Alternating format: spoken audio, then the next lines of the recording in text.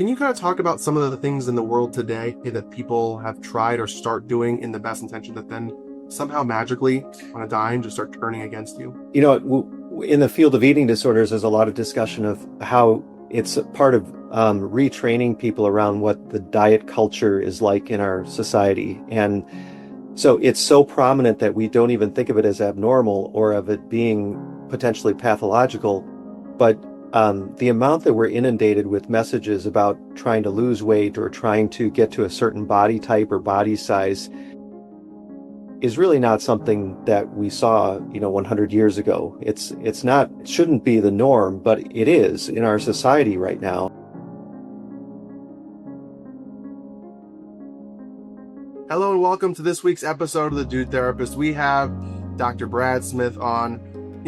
This has been a work in the making of us figuring it out, schedules, life, but we're here. We're ready. We are. We're excited. Yeah. And can you give a little tidbit of who you are for the listeners so they can get a taste before we get into the whole meal of the conversation? Sure. I am Brad Smith, and I'm a psychiatrist by training. I'm the Chief Medical Officer at Accanto Health, which is the parent organization of the Emily program, which provides eating disorder treatment to hundreds of people across the country every day. And I've had a long career. I've been in the eating disorder field for approximately 14 years, where that's been my primary clinical responsibility. It's interesting because when I was in grad school coming up, our first day, a clinical teacher said, okay, I'm going to have everyone sit down and write the top 3 places or genres or whatever word you want to use for sects of people that you wouldn't want to work with. And a lot of people avoid eating disorder, addiction, and sexual assault, and things of that nature. So to me, hearing that someone has been in it for 14 years plus, either you're really amazing at it, which I'm sure you are, and that's not the caveat that I think, or you love it. Because if you don't like it, you wouldn't be in it. So what has pulled you from being a psychiatrist now, I guess general, to now being more focused on the eating disorder world? Well, part of it's the challenge, like you're just indicating. It's very challenging and it's extremely rewarding. And if you don't like it or love it, you're not going to be in it long. And the other is that it's really hard to do on your own. So I've always had the good fortune of being surrounded by a great team, having a multidisciplinary approach. So the other piece, I started my career working in the forensic psychiatric field, and so had really complicated, complex situations I was dealing with there. So I think it really prepared me for the type of complexities you can get into with individuals who are struggling with eating disorders. Yeah. And, it doesn't mean that it's something to run away from for anyone listening when it comes to clinical. It is a beautiful space to help such hurt people and Right. People who are in such a dark place, to be that light, to be that inspiration, to be that source of compassion that they may have never have gotten before, is a beautiful honor, responsibility, and doesn't have to be a burden, but it is something that you have to choose to be in. And it is something that is very, very powerful and very, very amazing work. So in the years that you're doing this, 14 years and up, have you seen a change in the world of eating disorders and maybe the reasons or even stories that have come through your office or that you have seen on your desk, depending on, the paperwork and the things you've dealt with over the last decade and plus? Has anything changed in the world of here's why I struggle? I think there have been changes. The one area which is kind of low-hanging fruit, but it's so common to be a cause or part of the cause, is so much more availability of social images through social media devices. The things that 15, 20 years ago, we might have been talking about people seeing magazines or newspapers or movies where people might be depicted with certain body types.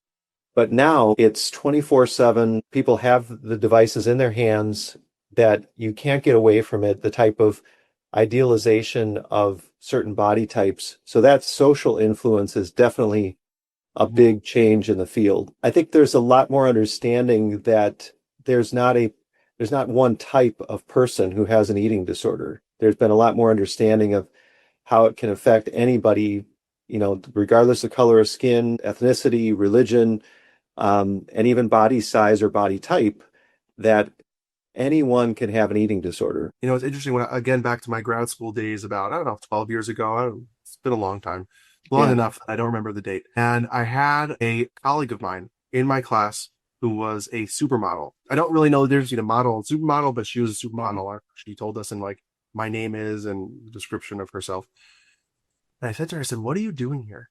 I asked her once, like, we're colleagues, friends. What are you doing in this world of becoming a therapist? She said, the amount of eating disorders that go on in the model world and the unfortunate mental health side that people don't see because they look like they are the perfect specimen, because the clothes and the this and the that and the covers of all this stuff, I want to go back and help. And, you know, you just talked about the idea of the body type. And we have a huge push in the world with people like Ilona Maher and the strength of a woman, right? The power of a woman. And you see all this distinction between a certain person who fits that mold of eating disorder. Can you talk about maybe what eating disorder is and how it impacts any and all people? Because it's not so simple just from the outside to look at someone and say, oh, that's it. I can, if I had to look up the dictionary, I can put that person as the image. Can you talk a little bit about the backdrop and what kind of makes up and maybe some of the reasons why people fall into that unfortunate situation? Yes, I think the most common story that I hear is when somebody has been trying to apply principles they think are well-meaning and that they're healthy principles, the world around them and of family, friends, encouraging them to do something to be healthy. So they pay more attention to what they're eating, they pay more attention to what their physical activity is. They pay more attention to how it's changing their body if they change those things. And they might have some sort of maybe not pathologic intention when they're starting, but they go down this path of trying to make some changes that they presume will improve their life. And at some point, it can switch into a disease. It switches into something that they lose control of. And so it's a very complicated illness, a set of illnesses to try to understand, because people sometimes mistake it for having this element of choice. And, I like to say people who have an eating disorder never chose to have an eating disorder. They have a choice of whether they want to recover, but it often starts out with the best intentions or well-meaning intentions and then gets away from a person. Yeah. Because no one morning is going to wake up and be like, hey, I want to make my body suffer and hurt myself in ways through food or lack of food or binge and then purging and all Right. the different subcategories of eating disorder. My wife is a dietitian, and All right. we talk often about the interplay of mental health and eating, and it is very clear you don't have to be a genius to realize that they're very connected, and it's something very, very difficult to watch Right. someone go through.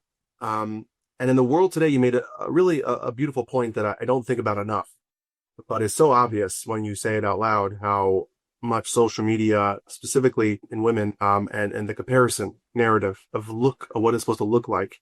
And I find it interesting, and I remember this vividly. A couple of years ago, Demi Lovato came out with a picture where she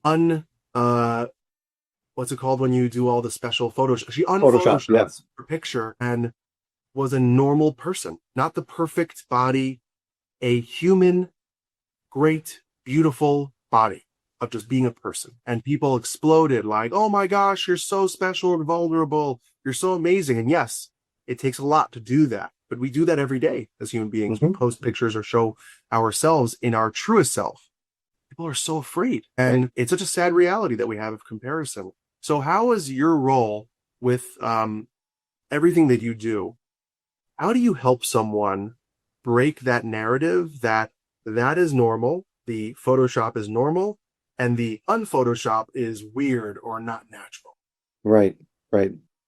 It's tough. And we also don't want to be too simplistic and blame it all on social media and images, but it's a strong component. It's through work. It's through the therapy work. It's through having the connection and the rapport with someone to help them see through what these distortions really are. The eating disorders are very powerful. They create the distortions in a way that makes it feel so believable that sometimes individuals will swear that what they're seeing in a mirror is very different than what you're seeing.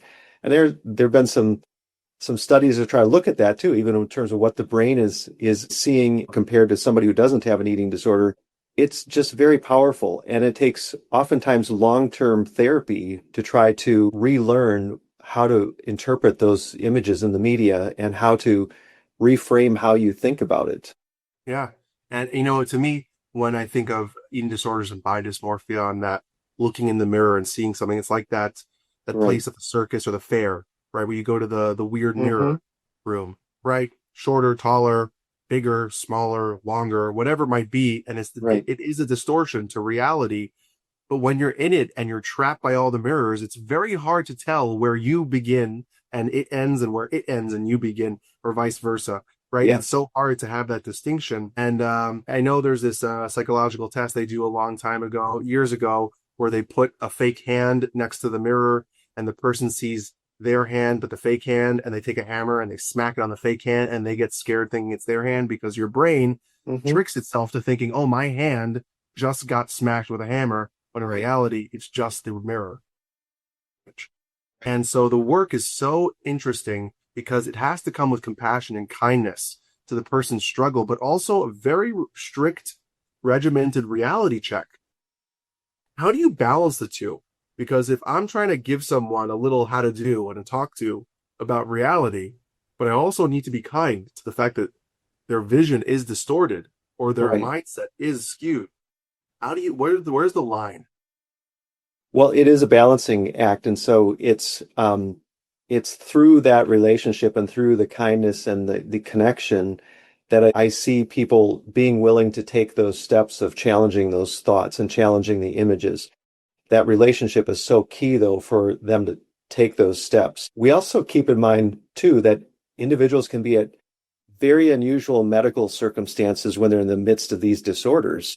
Even trying to do therapy that you might normally find successful in someone under normal circumstances, if somebody's extremely malnourished, which many people with eating disorders are at the time that they enter treatment, it's very difficult for the normal therapy techniques to work as well as you'd like. So there's where you start to balance and lean towards, like, how do we get somebody to a place through behavioral changes with their eating and with their nutrition that the therapy can have its best effects. And so that's where, you might be pushing a little bit more on the behavior change at first, and then trying to help get to that place where their brain will work better as you work through those challenges to those images. But if they're extremely malnourished, it'll be very difficult to create those changes or help them create those changes through our usual therapy techniques. Yeah, it's like a detox, Right. a better state of being where it actually will click. Right. Yes. Wow. So, you mentioned something before about things having good intentions and then it turning on his head and kind of going a bad direction. I'm here to put you on the spot or be controversial, but don't worry, I'm not going to say anything ridiculous, I promise. What are some of the fads or things that you see today that hopefully have good intentions, or things that you have seen people try, apps, medicines, I don't know, these fad diets that have the best intention, hopefully, to get people healthy, or things, hopefully, whoever's creating it is not trying to hurt anyone. You never know. I want to talk to the parents listening right now. If you love your partner but feel like after kids, everything got harder, it's not your fault. It's actually pretty normal. I wrote a book, From I Do to We Do, because couples don't get warned about the resentment, the invisible workload, the fights that escalate way too fast, and the disconnect that sneaks in. The book is part real life, part therapist brain, with tools to fight better, reconnect deeper, and actually feel like a team again. Because parenting should feel like us versus the chaos, not me versus you. From I Do to We Do is available now. Order at EllieWeinsteinLCSW.com. Can you kind of talk about some of the things in the world today that people have tried or start doing in the best intention that then somehow magically on a dime just start turning against you? In the field of eating disorders, there's a lot of discussion of how it's a part of retraining people around what the diet culture is like in our society. And so it's so prominent that we don't even think of it as abnormal or of it being potentially pathological. But the amount that we're inundated with messages about trying to lose weight or trying to get to a certain body type or body size is really not something that we saw, 100 years ago. It's not, it shouldn't be the norm, but it is in our society right now. So there are multiple messages coming to people around this, and it's normalized. It might even be through their healthcare providers who might have the right intentions as well, but they might encourage a type of fad diet or some sort of significant restriction in food to help somebody lose weight, and not even knowing that it could trigger something like an eating disorder, or being aware of the dangers of the whole diet culture mentality around that over focus on the weight, shape, and the body image. So it can be from any one of those measures. It could be from a fad diet. It could be from the issue right now in medicine is GLP-1s. And that is a very polarizing topic in the world of eating disorders, because even though they came to market with, I think, the best intentions around helping people with certain medical illnesses like diabetes, we see people using it more as a way to lose a few pounds and not necessarily having the same medical indications as somebody who might be on it to manage their diabetes. So it's created this huge polarizing effect in our field, because we know that it can be so damaging for people who have eating disorders or who are susceptible to it. So I think that our great current example is the GLP-1s, where people might be starting it thinking they're doing it for healthy reasons, and then it can very much backfire and cause them to go down this rabbit hole. I'm glad you mentioned that one. I was hoping you were going to name names, because you were being oh, the things. I happened to be on GLP-1 because of diabetes, pre-diabetes. Okay. And my doctor sat with me and said, I don't want to put you on this. I went, I don't want to be on this. Mm-hmm. And they said, okay, let's do 6 months of the other things, the diet, the exercise. Let's try. Did it? Numbers went up anyways. The doctor went, okay, we've done what we need to do. Let's try it. And you know what the response I get, by the way? Which is why I want to say this, is the response that I hear is, oh my gosh, you're so lucky insurance covers it. You're so lucky it's only $20 a month. You're so lucky that you lost weight. And I have friends of mine, wives of friends of mine, specifically. How do I get some? I just want to lose a few pounds. It's to me such a sad reality of today's world that if we just do and trust me, I don't want to be doing this fix. Mm-hmm. By no means is this how I want to lose the weight. Right. In the reality of today, the wellness world pushes this quick fix mentality, because the other way takes 12 months to 24 months to see the same results, which is hard. Yes. Consistency and sustainability is hard. Mm-hmm. I'm not poo-pooing everyone who's doing the hard work. Good for you. I see you, and that's awesome. Mm-hmm. The quick fix is not going to give you the answer. And we've seen this before with MLM organizations like Medifast, Optivia, and things of that nature, where they literally starve you and you eat 800 calories a day. And then you lose 45 pounds. No wonder you're not eating. And then you go on maintenance phase and you gain everything back, because your body didn't know what to do with all the excess food that now is not used to. So you see all these fads, and people are trying their best and doing their best, and it's amazing. You said a line before, a word that I really want to focus on: susceptible. Is there research behind who is more susceptible to these things latching on, to creating or even hitting on a nerve that then puts the eating disorder as a reality or a mental state? What's the susceptibility? Can you talk about that a little bit? Absolutely. It's no big surprise. Like a lot of other mental health issues and physical health issues, family history is going to be what makes people the most susceptible. So if there's a family history of an eating disorder, that's probably the highest susceptibility. And then other types of mental health disorders like depression, anxiety, to some extent substance use, but those are kind of predisposing family history factors that can make somebody just more susceptible to an eating disorder. Why? No one's really sure, other than the eating disorder history in the family. But they're very connected. There's a lot of overlap in some of the underpinnings of like depression and anxiety with eating disorder symptoms and behaviors. And then, we think about other susceptibilities. We talked about the social influences like, social media and body image. We know that people who experience trauma are more susceptible then to having eating disorders than people who would not experience trauma. And certain types of substance use will predispose people for being at risk for certain types of eating disorders. So it's mostly family history that will lead to somebody being susceptible. And then the other social determinants you mentioned before, the world of the dancers. And that, certain occupations or certain activities that people are in put so much emphasis on a specific weight or specific body type that it can make people more susceptible to using these, extreme mechanisms to try to keep their body at a certain weight. And those people end up being more susceptible as well. Yeah, I'm sure actors, actresses, like that thing where you have to look a certain way to fit a role, and if you don't, yes, you won't get the part anymore. Right. I was just watching, and I'm sure you've been asked to talk about this. If not, we could talk about it now. But the Netflix documentary on Biggest Loser that just came out. Actually, haven't seen it yet, but tell me more. So it interviews some of the contestants who have won. Does not have one of the trainers, but has Brad, the other trainer. I forgot and that they were giving caffeine pills to help because caffeine was not allowed on campus.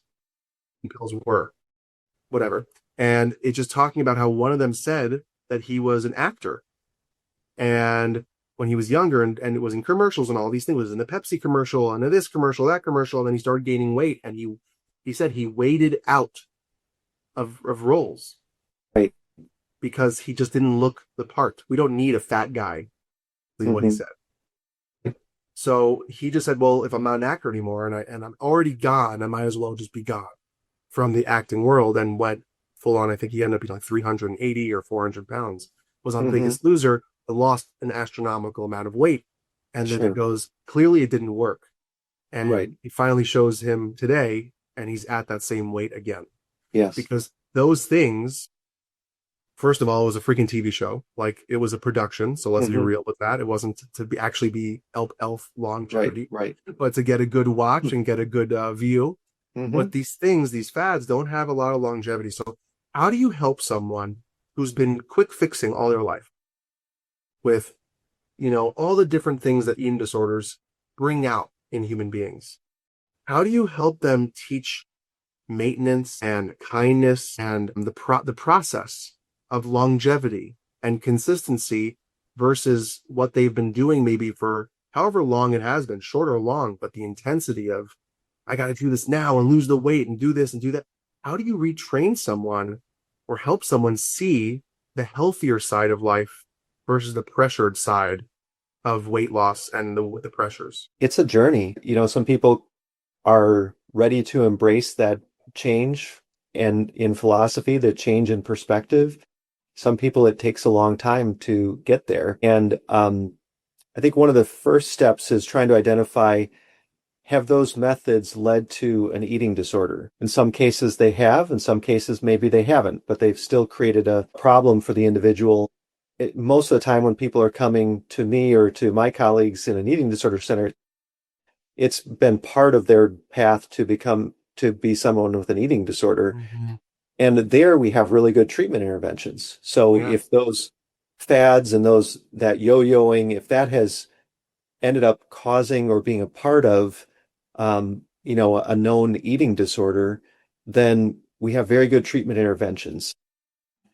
Trying to help individuals reassess what their goals are in terms of, is it to be healthy? Well, then that's going to be, let's try to make sure your eating disorder isn't running your life. And that doesn't always equate with the goals they might have initially come in with, because the individual you're just describing, it may more likely be somebody who's trying to get their weight to a lower number through all these mechanisms, and they then develop something else. Maybe they develop bulimia or binge eating disorder. And those illnesses are best treated through the techniques we use for eating disorder treatment. And they at some point will have to come to some acceptance that it's not a weight loss intervention or treatment. It's something that's designed to help their eating disorder core symptoms and thought patterns. And sometimes that means that people stay the same weight with a much greater level of acceptance. And we monitor their medical parameters to make sure it's not causing any problems for them to stay at where they are.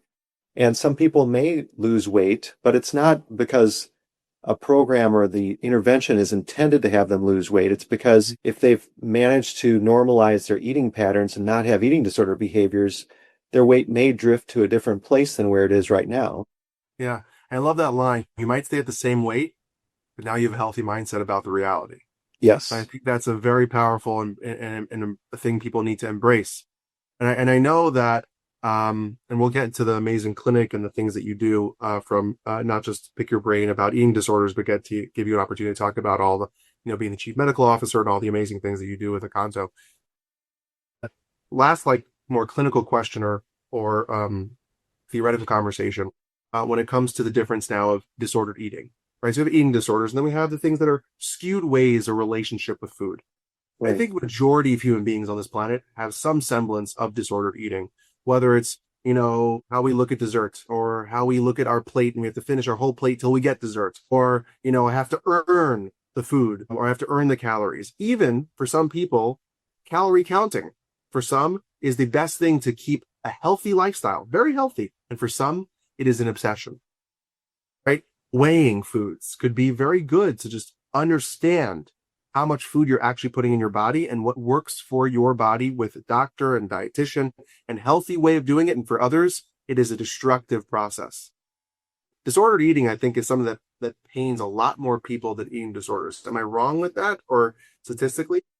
No, statistically, you're right on. When we look at any sort of community studies, the percentage of people with eating disorders is often, in the single digits, somewhere in there. But the number of people who use eating disorder behaviors or who have disordered eating is much, much higher. It's usually certainly in the double digits. And, we're concerned about those individuals because they would be more susceptible to developing an eating disorder at some point. I also think about, Ellie, like, even the idea that there's so much disordered eating. I think that also speaks to that diet culture and the mentality that we are barraged with, that everything is about how someone looks and what the weight number is and what the body image is.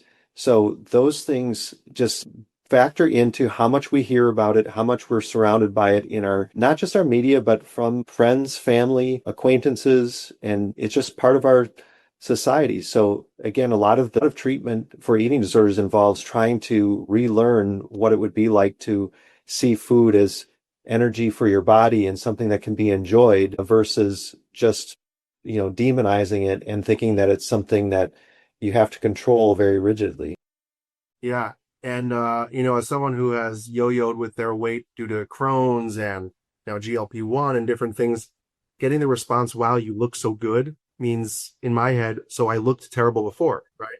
And yes, that stays with you, right? And that the commentary of people's weight or women when they gain a little weight, they must be pregnant, right? And then putting them in a box of different things and really analyzing people's weight is such a ridiculous concept because it doesn't add or take away from anyone's value, the weight that you are. It doesn't mean you're better or worse if you are skinnier or heavier. It doesn't matter. Are you healthy? Right? Because you can be skinny and very unhealthy. Exactly. You could be heavier and very healthy. Your numbers, your blood work, your organ, everything's working pristine. Right. But people go, oh, you must suck or you must be less than. And that's where it's just such a bad narrative that happens so much around us in the world that we live in today. And it's not something that's new, but it's definitely newish with all the pressures of society and the things that we see on a daily basis, which is why I think social media has its pros, but I really think it has a lot more cons than its pros. But that's just me. Well, I think about, how I feel like both extremes have grown in terms of there's more appreciation and understanding of what you were just saying, that body size does not equate with health necessarily, and that, that the stigma against people in larger bodies is very prevalent. Like, those messages are getting out there more because of the good that's in social media and us having access to information so readily. And then the other extreme of people really promoting eating disorder behaviors and promoting disordered eating is much stronger as well. So we've gotten, I feel like we've had a growth of both extremes. No So the good and the bad of having Just information. like everything else in the world today, somehow we're Mhm. going to both extremes of everything. One last thing that my wife always jokes around about in a serious way about like certain fads that like have a health benefit, so to speak, whether it's keto, right? Keto was made for ketogenesis for certain health diagnostics, not Right. for everyone.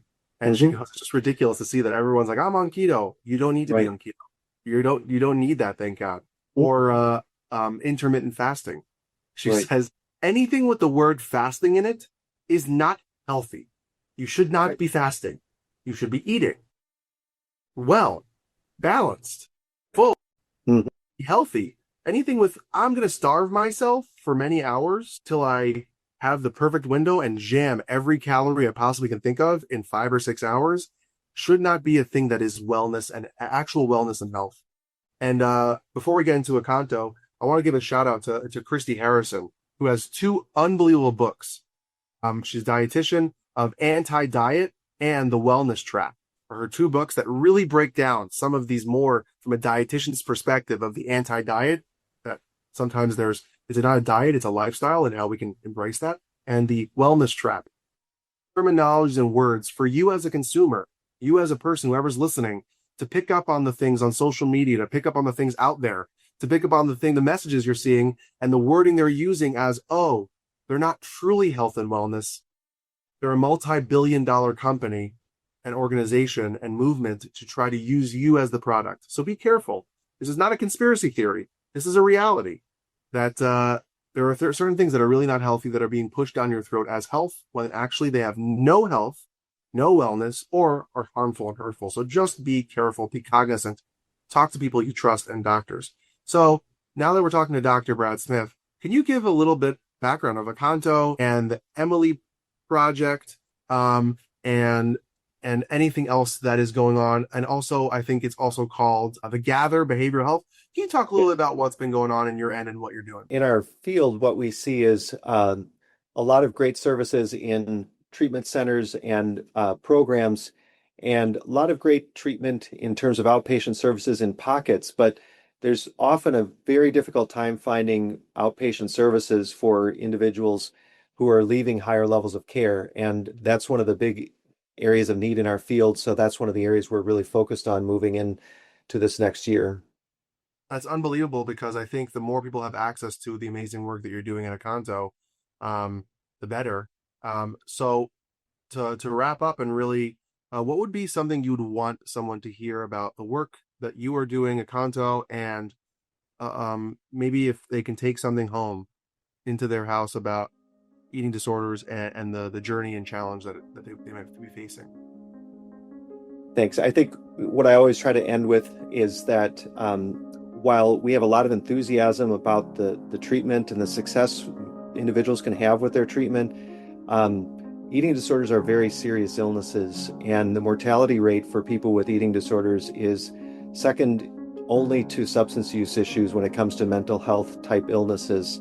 So I'm always reminded of the many individuals who have lost their lives to this illness, and put out the plea for individuals: if you're having symptoms, if a friend or loved one is having symptoms or problems with an eating disorder, please seek services and treatment, because it is something that can be treated, and it's very dangerous illness if it's not treated.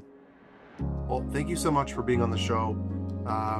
And I'm sure you can find anything and everything about Dr. Brad Smith and the work that him and his entire team are doing with Accanto. Can you give the information for people to know where and how and all those amazing things?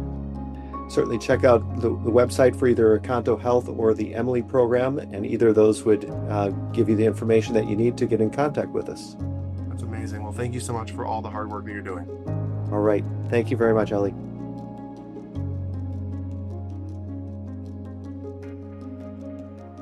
Follow now on Apple Podcasts, Spotify, and finally, see me on YouTube at The Dude Therapist.